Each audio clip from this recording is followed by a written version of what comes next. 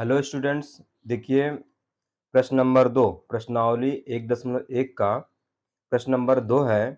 पूर्णांकों के निम्नलिखित युग्मों के एचसीएफ और एलसीएम ज्ञात कीजिए तथा इसकी जांच कीजिए कि दो संख्याओं का गुणनफल बराबर एचसीएफ गुणे एलसीएम है। तो यानी दो संख्याएं इसमें दी गई हैं और दोनों संख्याओं का हमें निकालना है एचसीएफ और एलसीएम और जांच करके बताना है कि दोनों संख्याओं का गुणनफल जो होगा और उनका जो एचसीएफ आ रहा है, एलसीएम आ रहा है, उन दोनों का गुणनफल आपस में क्या होगा, बराबर। ये हमें जांच में दिखाना है। तो ये देखिए, हम सवाल सॉल्व कर दिए हैं। चलिए आपको एक एक करके बताते हैं।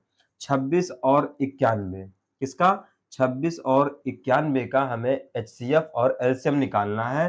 तो देखिए, 26 के अभाज्य गुणनखंड निकालेंगे, क्योंकि अभाज्य गुणनखंड से ही एलसीएम और एचसीएफ निकालेंगे, क्योंकि हम इसी के बारे में पढ़ते हुए आ रहे हैं, गुणनखंड, अभाज्य गुणनखंड के बारे में। तो 26 के अभाज्य गुणनखंड 2 गुणे 13 हो जाएगा। 26 को अगर हम डिवाइड करेंगे 2 से तो 13 बार जाएगा, 13 केवल 13 से कटेगा, यानी 2 गुणे 26। तो 26 को हम 26 का जब गुणनखंड निकालेंगे 2 गुणे 13 हो जाएगा। 91 के अभाज्य गुणनखंड क्या हो जाएगा? 91 देखिए 2 से नहीं कटेगा, 3 से भी नहीं कटेगा, ये 5 से भी नहीं कटेगा, 7 से कटेगा, यानी 13 7 91। 7 से भाग करेंगे 13 बार जाएगा, 13 से काट देंगे तो एक बार में कट जाएगा। तो 13 7 91, यानी 91 का जो गुणनखंड आया वो 7 गुणे 13 आ गया। अब दोनों का हमें एचसीएफ निकालना होगा। किसका? 26 और 91 का। तो अतः एचसीएफ 26 91 का कितना हो गया? 13। एचसीएफ क्या होता है?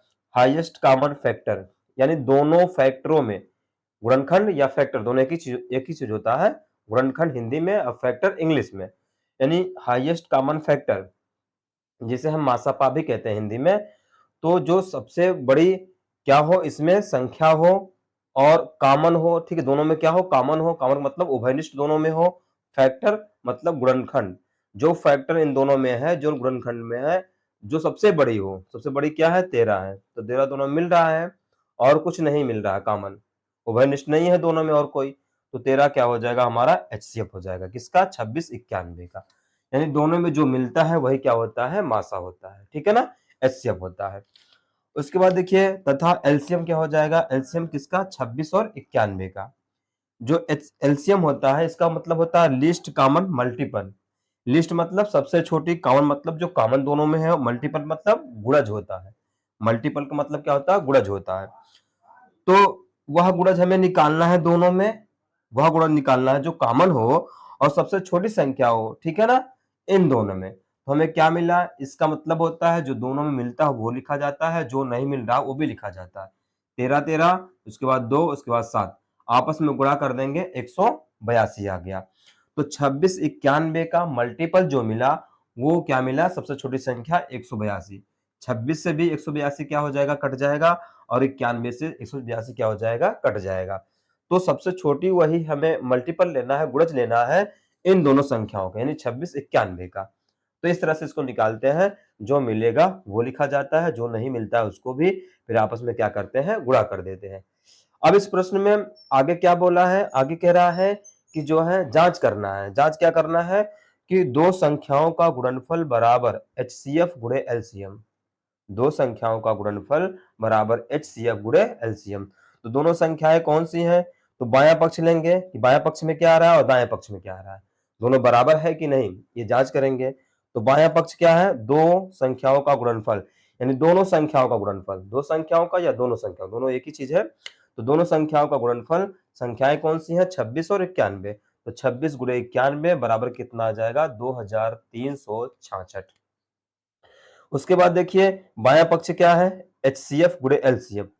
एचसीएफ कितना आया है? 13 आया है। एलसीएम कितना आया है? 182 आया है। तो 13 गुणे 182 बराबर कितना आएगा? 2366।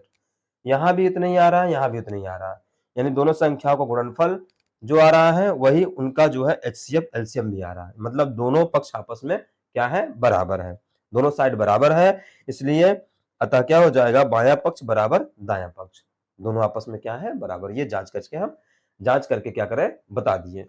इस तरह से क्वेश्चन ये पूरा हुआ। दूसरा क्वेश्चन देखिए, 510 और 92, इन दोनों संख्याओं का एचसीएफ और एलसीएम निकालना है और जांच भी करना है। जैसे आप पहला लगाए से उसी तरह से दूसरा भी लगेगा। तो 510 के अभाज्य गुणनखंड 2 गुणे 3 गुणे 5 गुणे 17 हो जाएगा और 92 के अभाज्य गुणनखंड कितना होगा 2 गुणे 2 गुणे 23। इसका गुणनखंड आप निकाल लेंगे रफ कार्य में। 510 को 2 से काटेंगे, उसके बाद 3 से, 5 से, फिर 17 से, तो कट जाएगा। इस तरह से गुणनखंड आ जाएगा। 92 को भी हम 2 से काटेंगे, फिर 2 से, फिर 23 से आ जाएगा। उसके बाद देखिए, अतः दोनों का जो है एचसीएफ हाईएस्ट कॉमन फैक्टर किसका 510 और 92 का कितना होगा 2। इन दोनों में कौन सा मिल रहा है, केवल 2 मिल रहा है। और बाकी देखिए यहाँ 3 है, यहाँ 23 है, यहाँ 5 है, यहाँ कुछ भी नहीं। उस तरह से 17 है, 2 है, इससे कुछ नहीं मिल रहा है। इस तरह से दोनों में केवल कॉमन क्या हो रहा है 2 हो रहा है। तो ये एचसीएफ कितना आ गया 2। एलसीएम क्या हो जाएगा 510 92 का 2 गुणे 2, यानी जो एचसीएफ होता है वो लिखा जाता है, बाकी जो बच रहा है वो भी लिखा जाता है। जैसे ये दोनों मिल गया, यहाँ 2 हो गया, अभी ये 2 बचा, ये वाला हो गया, फिर ये 3 हो गया, फिर ये 5, फिर ये 17, फिर ये 23, सब आपस में क्या हो जाएगा गुणा हो जाएगा। देखिए 2 दूनी 4 और 4 तिहाई 12, 12 पच्चे 60 और 60 में 17 गुणा कर देंगे, यानी 60 में 6 लेंगे, 17 छक्का 102, जीरो बढ़ जाएगा, गुणे 23। इन दोनों गुणा फिर कर देंगे, कितना आ जाएगा 23,460। या आप डायरेक्ट गुणा कर सकते हैं, इसको ना लिखकर यहाँ पे लिख सकते हैं 23,460। लेकिन हम स्टेप बाय स्टेप गुणा करेंगे तो आपका जो है सवाल थोड़ा सा ये लगेगा कि आप खुद से लगाए हैं, और डायरेक्ट गुणा कर देंगे ऐसा लगेगा कि आप आंसर में से यानी किसी से देख करके लिखे हैं। ठीक है ना। तो इस तरह से आप स्टेप बाय स्टेप क्या करेंगे गुणा करेंगे। अब जांच करना है, दो संख्याओं का गुणनफल बराबर एचसीएफ गुणे एलसीएम जांच करके हमें दिखाना है। तो बायां पक्ष क्या है, दोनों संख्याओं का गुणनफल है, यानी दो संख्याओं का जो गुणनफल है उसे लेंगे। क्या है, दोनों संख्या है 510 है और 92 है, दोनों को आपस में गुणा करेंगे तो कितना आ जाएगा 46,920 आ जाएगा।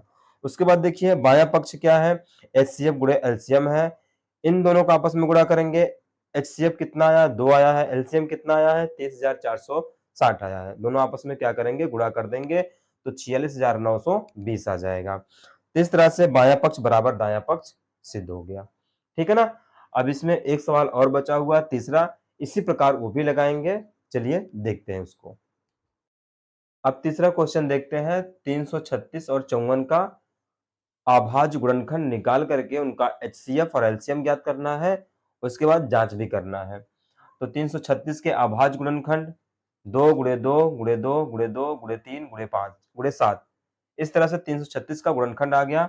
उसके बाद 54 के अभाज्य गुणनखंड 2 गुणे 3 गुणे 3 गुणे 3। आप 336 54 का जो गुणनखंड करेंगे रफ कार्य में कर लेंगे और इस तरह से क्या करेंगे लिख लेंगे। अतः एचसीएफ यानी हाईएस्ट कॉमन फैक्टर 336 54 का क्या हो जाएगा, इन दोनों में मिल रहा 2 और 3, जो मिलता है वही क्या हो जाता है कॉमन हो जाता है। तो लिख लेंगे 2 तिहाई 6, यानी एचसीएफ कितना आ गया 6। एलसीएम देखिए 336 और 54 का, जो एलसीएम होता है जो कॉमन मिलता है उसको लिखते हैं, जो नहीं मिल रहा उसे भी लिखते हैं। जैसे ये 2 मिला था, उसके बाद क्या मिला था 3 मिला था, उसके बाद क्या क्या नहीं मिला है। बाकी देखिए 3 बार 2 है, 3 बार 2 लिखा गया है, उसके बाद 2 बार 3 बचा हुआ है, 2 बार 3, फिर ये 7 बचा हुआ है। सब आपस में क्या करेंगे गुणा कर लेंगे। गुणा कैसे करेंगे, स्टेप बाय स्टेप गुणा करेंगे, डायरेक्ट गुणा करके इसका आंसर नहीं लिखना है, नहीं तो वो नकल माना जाता है।